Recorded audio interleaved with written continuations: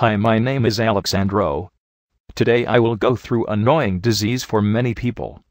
When the majority of people hear the word herpes, they instantly think of sex. This could be due to the fact genital herpes is currently one of the most common sexually transmitted diseases known to mankind. When you get a positive diagnosis from your doctor that you have herpes, there is a high probability that you will face many feelings, including some that may cause you to feel like an outcast to society.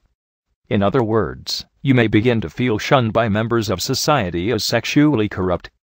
The truth is, many people are unaware that there are actually several types of HSV, and not all of them are spread through sexual intercourse.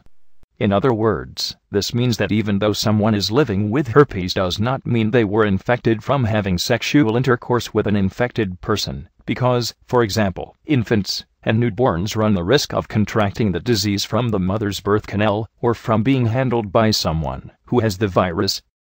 The reason there are different types of the virus that affect several body parts is because there are several different strains of the virus. The strains that are the most common are known to affect the face and mouth, genitalia, or hands and toes.